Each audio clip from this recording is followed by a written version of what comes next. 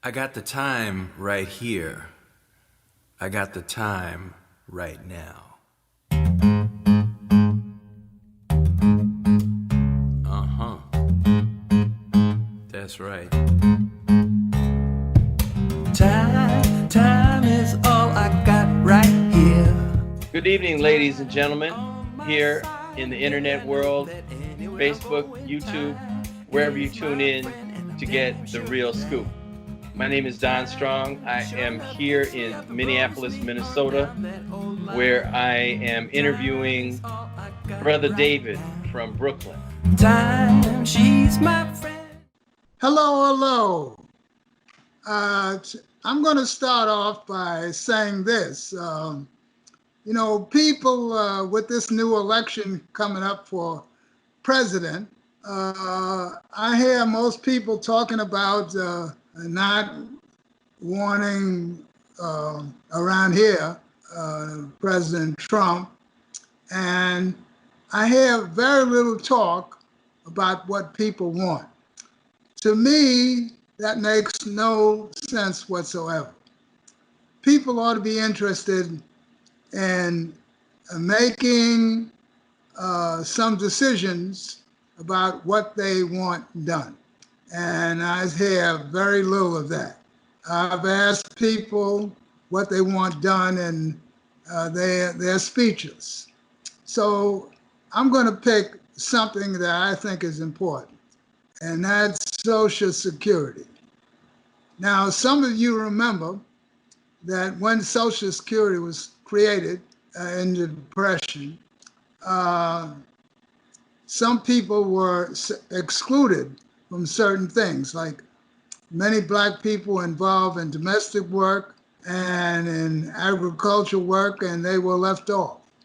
Now, I feel that the situation that people should have in this country, if we had a system that benefited the people, was that people should get Social Security when full Social Security by the time they're 60 years old. And that would be fine. They'd be able to retire, and younger people would get jobs and whatnot to a higher degree than they're getting now. 60-year-old retirement with full Social Security.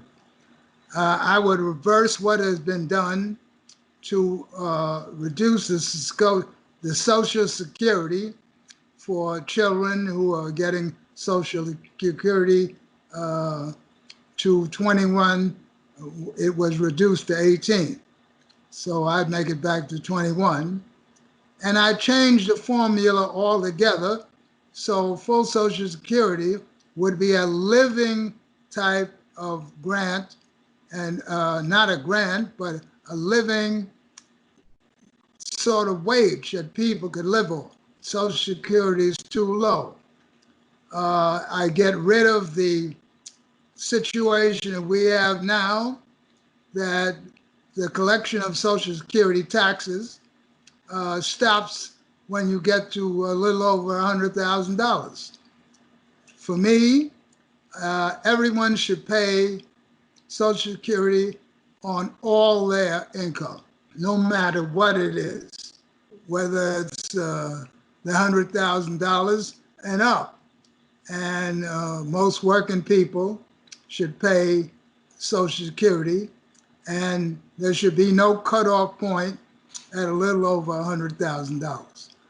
Also, the ruling class doesn't like Social Security. They want people who get involved in their financial institutions and make money off of them, where I see Social Security as something that could be done and service people in their old age much better than it is now.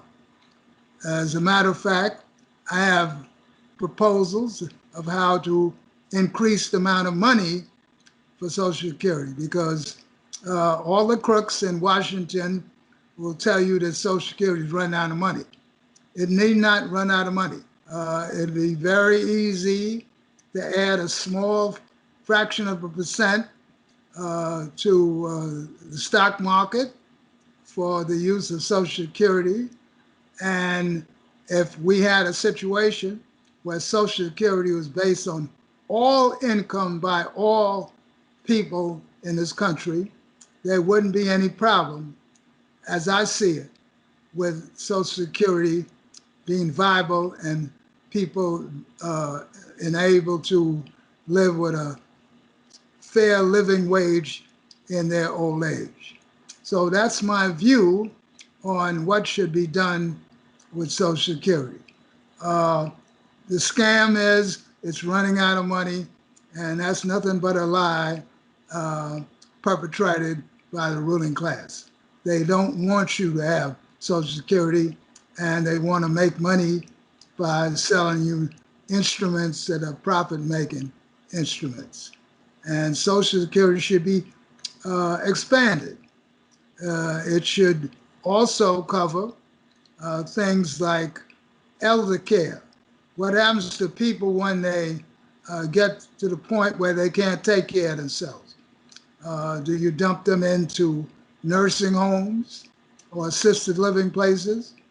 There should be some connection to provide elder care treatment or help. Maybe your family can help you or others. And so people wouldn't have to spend their lives into these death houses that we call nursing homes. So this is my view towards Social Security. Also, on the other end, the early childhood care. We should have some system that involves taking care of parents who work and in the early years for children that is tied up with Social Security. So there could be all kind of things done for people rather than spending all this money on useless things like warfare, $1 trillion a year or so. So that's what I feel about Social Security. So I'm not talking about Trump against Biden. I'm talking about things that people need to hear about. So, Brother David, who would be the candidate or standard bearer for this kind of policy, in your opinion? Well, you're not going. That's an excellent question because you're not going to find a standard bearer for that in the Democrat or Republican Party of the Uniparty. It's one party, and they represent the rich and powerful. So you're not going to find anybody that's going to be a standard bearer in that. The people have to wake up and finally decide that, look, wait a minute, these parties don't represent us. There needs to be some other parties, and the people need to do the things that make it possible to have some other viable parties, like lean on these slugs that are in the state legislatures to make it possible for viable parties to exist. The way it is now, each state controls the voting. There's no constitutional amendment that says you have a right to vote. And they work up all kinds of impediments to keep from making it possible for other parties to exist. So that's why you only have one party, Republican, Democrat, and they control everything, and they control the basic ability to make other viable parties. There are other parties, but they're not viable. Only those two are viable, Republican and Democrat, a bunch of crooks that run everything here. Okay, so this begs the question: why is that in our country we have only a two-party system? Well, that's an excellent question. We have a two-party system because the slave owners who created the Constitution, the crooks who made up the Constitution, to create a republic, and a republic that was interested in imperialism, and made it sound like it was everything nice, even though this is a republic that's created by, seizing the lands of the indigenous people by ethnic cleansing, that's getting rid of them, and genocide. And people have to keep it in their mind that at 1900 census in this country, there were only 400,000 so-called Indians left from millions. And those people were, killed by those settlers who came from Europe to this country. That's what happened. So that's the situation we're faced with. So I think that the people need to take charge of things and stop this business of just supporting two bunch of crooks that are associated with the Uniparty.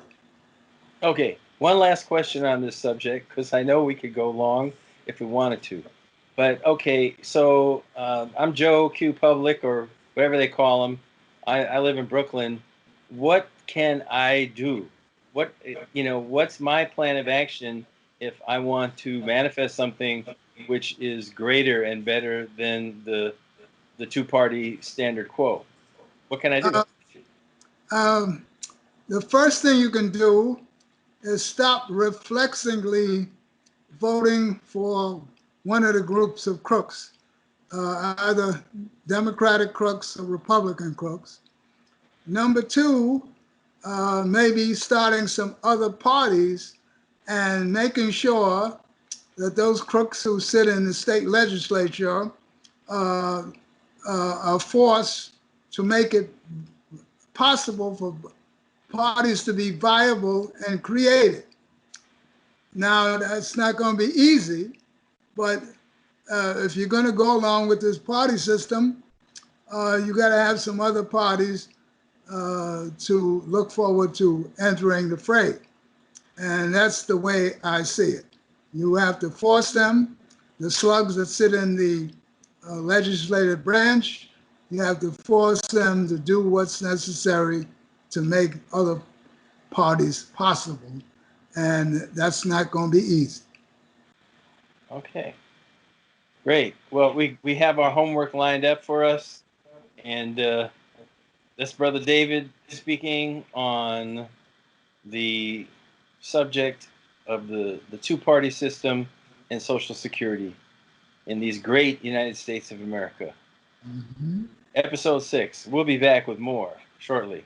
Hang in there. I got the secret here in my shirt pocket. You can have the time you're needed. You can just float with me. Ride it up, baby, ride it, baby. Ride it up like the sea.